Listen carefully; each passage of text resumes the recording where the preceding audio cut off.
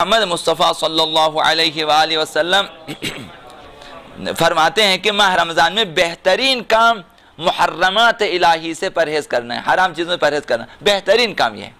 तो बेहतरीन काम यानी चाहिए यानी कि रात भर उठकर आप जो हैं नमाज़ें पढ़ें, 6 दिनों की नमाज़ें पढ़ें, हज़ार रकातें आप पूरी करें और दिन भर जो है आप गर्मी में इधर उधर जाएँ काम करें या कुरान पढ़ें या आप जो कुछ भी करें।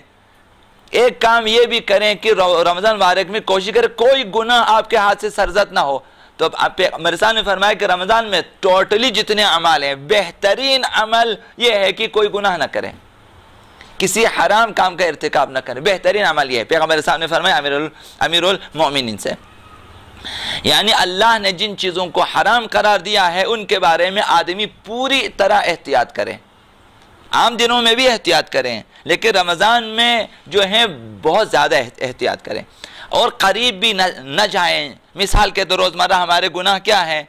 झूठ रोज़मर्रा के हमारे गुनाह हैं, गैबत रोज़मर्रा के हमारे गुनाह हैं, तोहमतें तकरीबन आम तौर पे लोगों में राइज है रोज़मर्रा, और इसी तरह चुगली और दूसरों के राज फाश करना ये रोज़मर्रा हमारे मामूलात में शामिल है, इस किस्म के गुनाह हैं।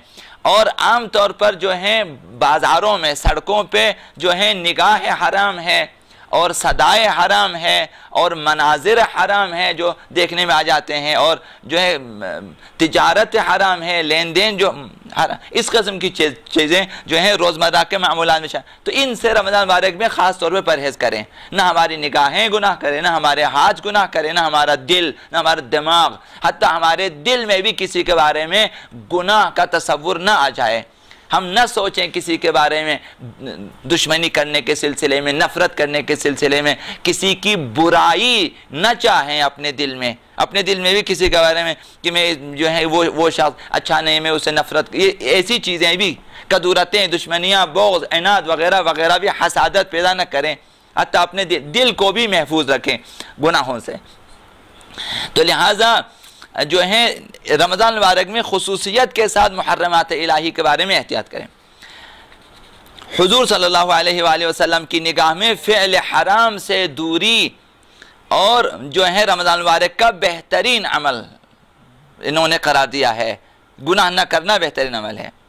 तहज़ीब नफ्स इस सूरत में मुमकिन है कि आप बाकी तमाम अमल न करें जो मुस्तहब्बात में ताक़ीबात में शामिल हैं, नवाफिल भी आप न करें, लेकिन सिर्फ गुनाह ना करें तो आप तहज़ीब नफ्स हो जाएगी।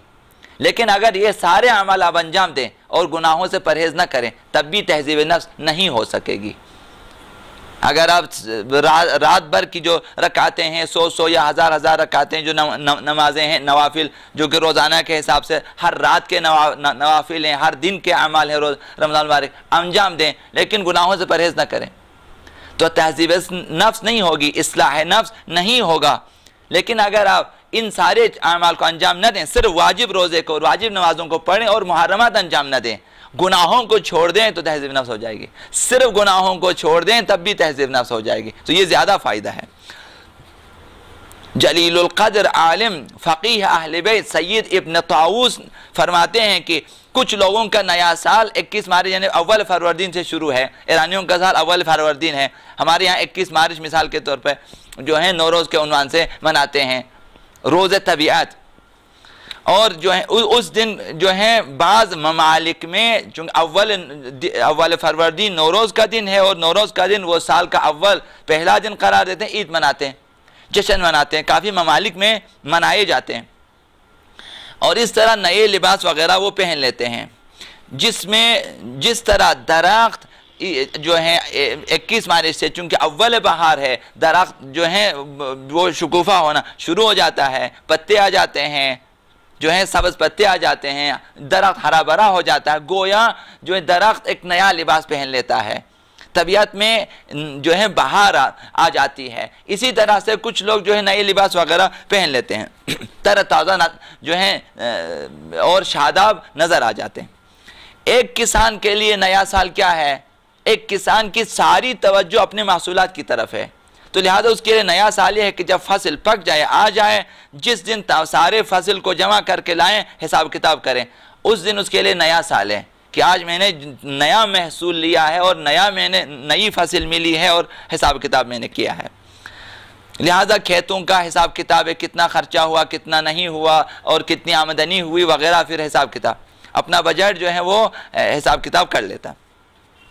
एक कारखाने का मालिक अपनी पैदावार का जो महसूल हासिल हो जाता है उस दिन को पहला साल का पहला दिन करार है कि आज जो है पहला फ़ायदा हमने लिया अपने जो है फैक्ट्री में से, अपने कारखाने में से ये चीज़ें हमने जो है तौलीद की हैं, इन्हें हमने ईजाद किया है, इन चीज़ों को हमने जो है मार्केट में लाया है, अब कितना फ़ायदा हुआ, उस दिन उसका पहला साल है। लेकिन अरबाब सैर व सलूक के लिए, अरबाब जो हैं यानी उरफा के लिए, साहिबान मारफत के लिए जो है नया साल माह रमज़ान मुबारक है।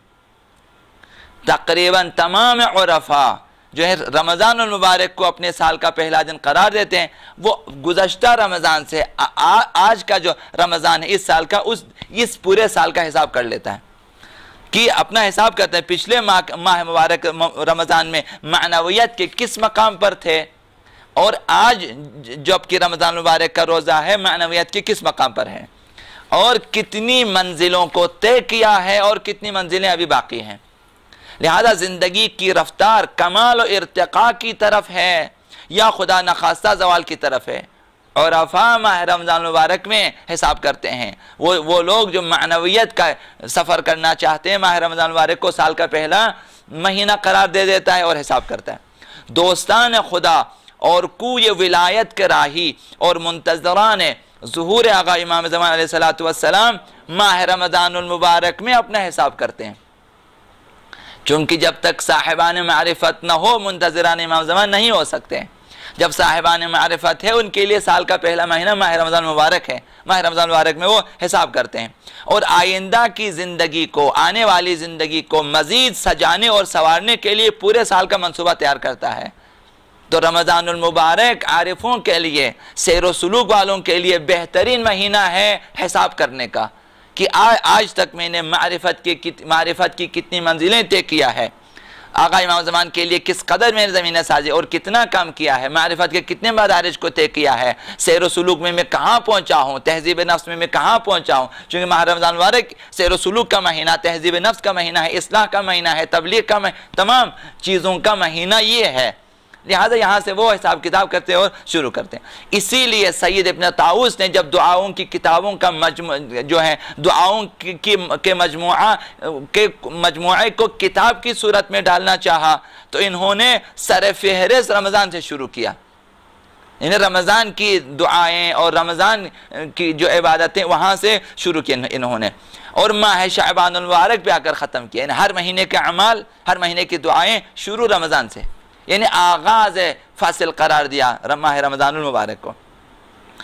और ये हज़रात माह शाबान के इख्तिताम पर सरासीमा हो जाते हैं, बेकरार हो जाते हैं कि साल तमाम हो चुके हैं। वो समझते माह शाबान ख़त्म, इनका एक साल मुकम्मल हो चुका, तो वो बेकरार हो जाते हैं कि कहीं इस साल नुकसान न उठाना पड़े। गुज़श्ता साल का हिसाब करते हैं और इस साल के बारे में बेकरार हो जाते हैं। चिनांचे माह शाबान में पूरी कोशिश होती है कि जिस कदर भी जुबरान कर सके कर लें।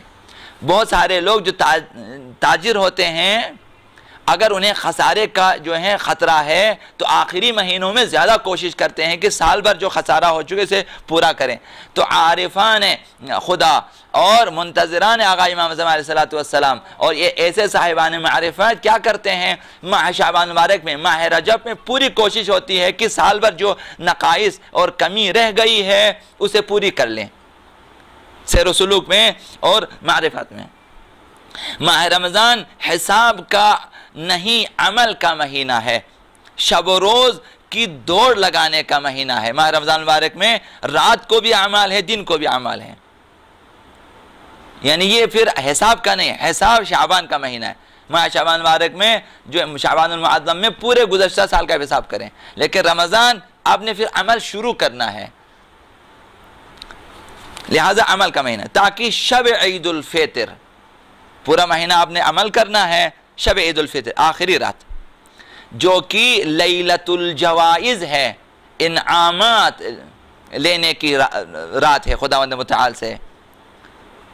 انعامات، جائزے لینے کی رات ہے۔ اور روز عید الفطر یوم الجوائز ہے، کہ وہ دن جس میں آپ نے خداوند متعال سے جو ہے اپنی زحمتوں کا اجر اور پاداش حاصل کرنا ہے۔ تو پورے ماہ رمضان المبارک میں یہ لوگ کوشش کرتے ہیں تاکہ شب عید الفطر اور روز عید الفطر جو ہے ماہ مبارک رمضان کی تمام محنتوں کا اور زحمتوں کا ثمر مل جائے اسے۔ اسی لیے ماہ شعبان کے آخری جمعے کو پیغمبر خدا صلی اللہ علیہ وآلہ وسلم نے خطبہ دیا، خطبہ شعبانیہ کے نام سے مشہور ہے، خطبہ دیا، اور اس خطبے میں پیغمبر اسلام نے فرمایا کہ لوگوں تم میں سے بہت سے لوگ مقروض ہیں، قرضوں کی ادائیگی کی فکر کریں۔ کون ہے جو یہ کہہ سکتا ہے کہ حق اللہ جو ہے یا حق الناس میرے ذمہ نہیں ہے؟ کوئی ایسا شاید ہی کوئی بندہ ہو، کوئی ایسا عارف اور سیر و سلوک کا مالک ایسا ہو جو کہیں کہ میں نے حق اللہ بھی ادا کیا۔ حق الناس کے بارے میں چلو اگر کہہ سکیں، یہ بھی نہیں کہہ سکتے، چونکہ جب تک انسان زندہ ہے لوگوں کے حقوق ادا نہیں کر سکتے، جب تک زندہ ہے لوگوں کے حقوق ادا کرنا، اسی طرح جب تک زندہ ہے حق اللہ بھی انسان کی گردن پر، تو شاید کوئی دعویٰ نہ کر سکے کہ میرے ذمہ نہ کوئی حق اللہ باقی ہے نہ کوئی حق الناس، تو لہذا مقروض ہیں، مقروض کو چاہیے قرضے کو ادا کرنے کی فکر کریں۔ گناہوں کی زنجیروں میں جو ہے انسان جھگڑا ہوتا ہے، حق اللہ میں اگر کوتاہی کی ہے، حق الناس میں اگر کوتاہی کی ہے تو انسان کے پاؤں میں زنجیریں لگی ہوتی ہیں۔ تو اب انسان کو چاہیے کہ اپنے آپ کو جو ہے آزاد کریں، اپنے آپ کو آزاد کریں۔